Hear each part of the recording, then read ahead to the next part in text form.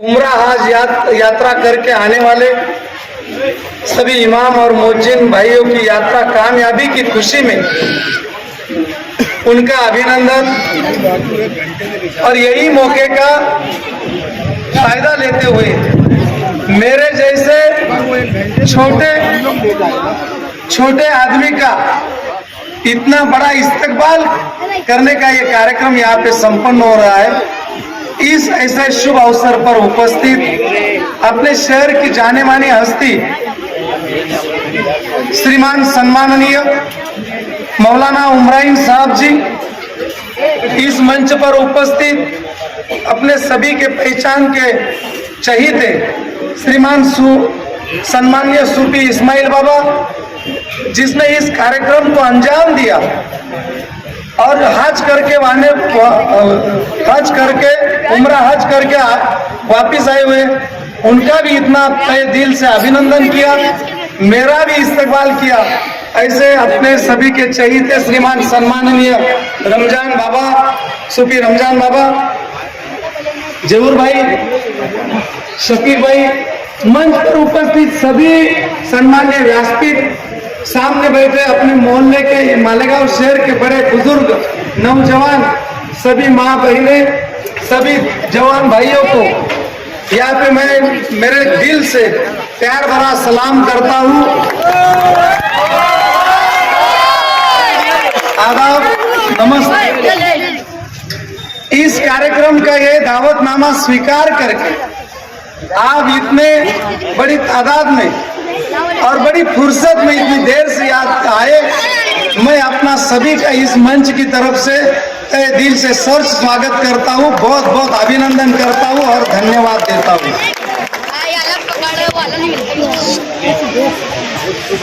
बहुत सारी बातों का यहाँ पे जिक्र हुआ।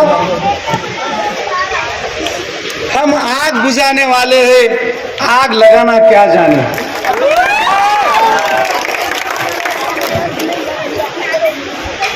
पहली बात तो वक्त की पाबंदी रखते हुए मैं एक ही बात बोलूंगा कि मालिक कभी को जल्दी से नवाजता नहीं है। तुमने कभी थोड़ी सी तपश्चर्या की हो, 10-20 साल के अच्छे काम किए हो, गरीब आवाम की खिदमत की है, तो गरीब आवाम की खिदमत यही मालिक की, भगवान के, अल्लाह ताला की खिदमत है। और यही खिदमत मेरी देख के मालिक ने ये मेरे को मौका दिया। मेरी अच्छाई का बख्शिश है, मैं ऐसा समझता हूं कि मेरे जैसा भाग्यवान कोई नहीं है। बहुत लोगों के पास पैसा है, लेकिन मालिक ने उनको ये सोच भी दी नहीं और ये मौका भी दिया नहीं।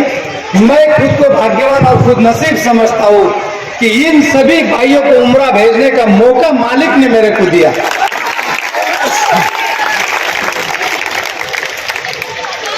मैंने तब भी एक बात बोली थी, जब मेरे सभी भाई, अपने सभी भाई उम्रा को जा रहे थे, तब मैंने एक बात बोली थी, मुबारक हो तुम सबको हज का महीना, मुबारक हो तुम सबको हज का महीना, न दिखे मेरी किस्मत में देखूं मदीना, मदीने वालों को मेरा सलाम कहना, मदीने वालों को मेरा सलाम कहना। आज तुम्हारे हमारे ये भाई, सबकी ख्वाहिश होती है कि अल्लाह के दरबार में जाके, मालिक के घर जाके उसका दर्शन कर लूं और कामयाबी से वापस आऊं। ये अपने सभी भाई मालिक का दर्शन भी करके आए घर जाके और कामयाबी से वापस भी आए, और मेरे लिए और अपनी मालेगांव की आवाम के लिए सुख शांति बनाए रखे, ऐसी दुआ भी मांग के आए। ये अपने लिए और सभी के लिए बहुत बड़ी खुशी की, अभिमान की बात है। दूसरी खुशी की बात, जिस दिन से इस कार्यक्रम को अंजाम देना चालू किया, वो परमिशन लेने से, कोरन अंदाजी की शुरुआत से और आज के इस्तकबाल के कार्यक्रम में जो मालेगांव की जाने मानी हस्ती all India law board personal law board के सेक्रेटरी सम्माननीय आदरणीय मौलाना उमराइन साहब की उपस्थिति में हुआ, शुरुआत भी उनकी उपस्थिति में और शांता भी उनकी उपस्थिति में, ये सबसे बड़ी मेरे लिए दूसरी खुशी की बात है।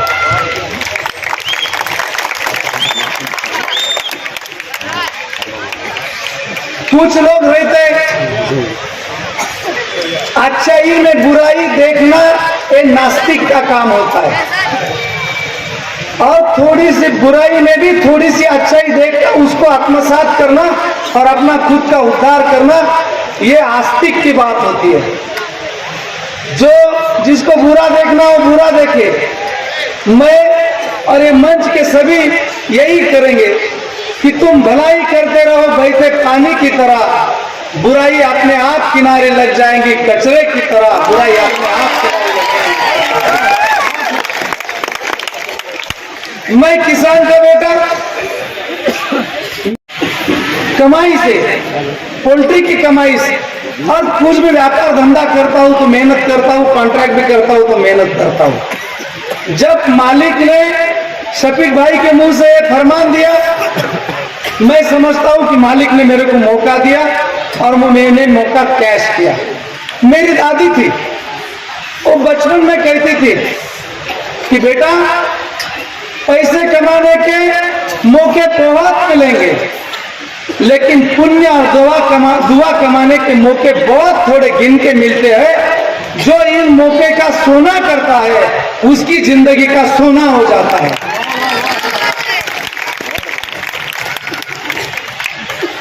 पहले 100 साल के बाद, पहले मान बुढ़िया का साल आया, 100 साल के बाद ये कोरोना का साल आया। इसमें जो कोरोना की जनता की खिदमत करेगा वो मालिक की खिदमत करेगा, और जो सच्चाई से करेगा मालिक उसकी रक्षा करेगा। मैंने बिगर मांस की सेवा की, जिसके खुद के रक्त के बेटे और पेट के बेटे और पाट के पीठ के भाई आए नहीं, उसको अग्निराग देने का भी, और राम रहीम नाम का हॉस्पिटल लगा निकाल के सैकड़ों कोरोना मरीजों का सभी जाति धर्मों की सेवा की।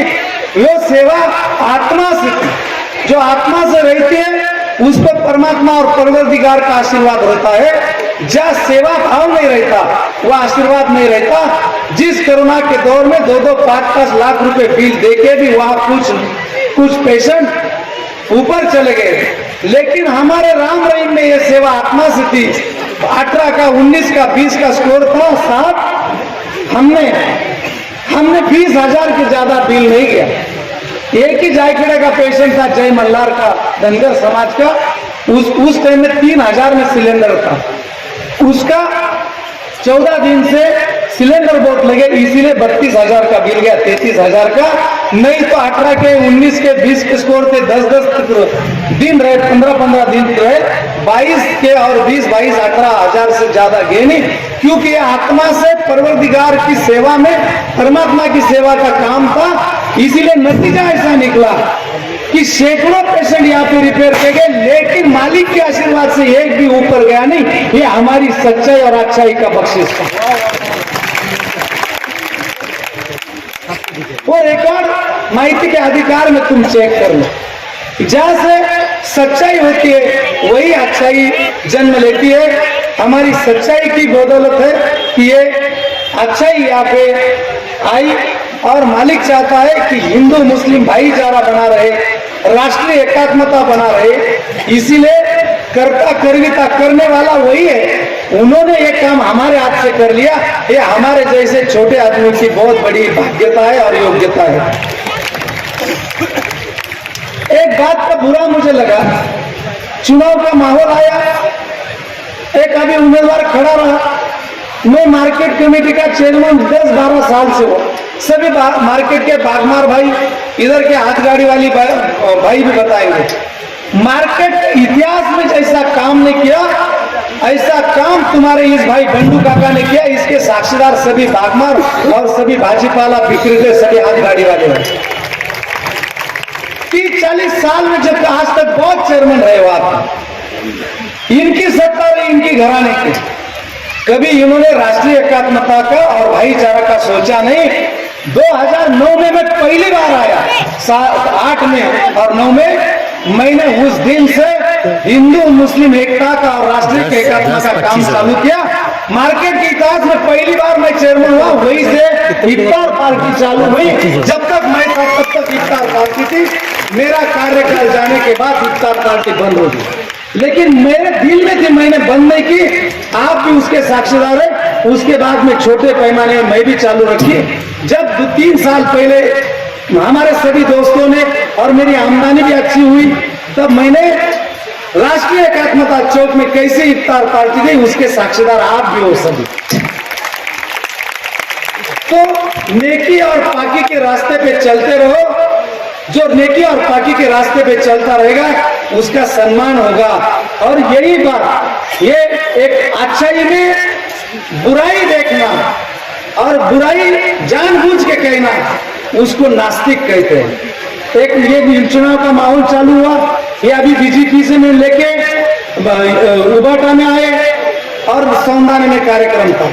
मुझे जो प्यार मिल रहा है वो प्यार देख के वो बोला कि मार्केट के कमेटी में चेयरमैन थे, इसीलिए उन्होंने उस मार्केट के पैसे से भ्रष्टाचार करके इन लोगों को भेजा। बोलो, अरे भ्रष्टाचारी तो तू है। गरीब के बच्चों का जो पोषण आहार होता है वो बेच के तू छपड़ा गया, तेरे पे केस हुई। गरीब की किसानों की बैंक में तूने भ्रष्टाचार किया, उसमें तुमको केस हुई और 9 महीने जेल में गया। दूरबीन लगा के देख लो बंडू काका की तरह, और उसके 30 साल के काम में एक भी जातिवादी और भ्रष्टाचारी काम होगा तो मैं यहाँ आना बंद कर दूंगा। ताली बजाओ। और मैं 2-3 कार्यक्रम करके यहाँ आया। मेरे को 6-7 साल पहले हमारी 50 एकड़ जमीन है साहब, अनार के काम है। 5-5 एकड़ में जो अनार के व्यापारी, उनको मालूम है कि जब रेट रहते हैं तो 6-6, 7-7 एकड़ में, 10-10 एकड़ में कोटी के बाग होते हैं।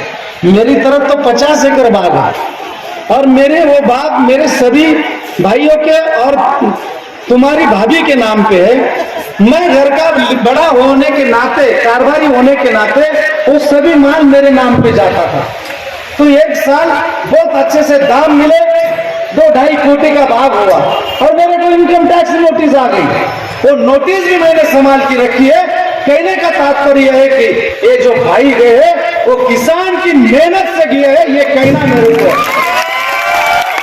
और राम को रहीम को साक्ष्य मानकर कहता हूँ, अगली बार आऊंगा। मैं बाहर से आया था, मैंने आज यहाँ आने के लिए वो नोटिस इनकम टैक्स की आई, वो भी निकाल के रखी है। और मैंने मेरी बेटी की शंकर पवार यहाँ पे बैठा है, मेरे को उस वक्त में 1 नंबर का अनार मैं दिल्ली और कलकत्ता भेजता था। 2 नंबर क्वालिटी का अनार मैं इंदौर भेजता था और 3 नंबर का फूट पंचर है ना, वो मालेगांव में रखता था।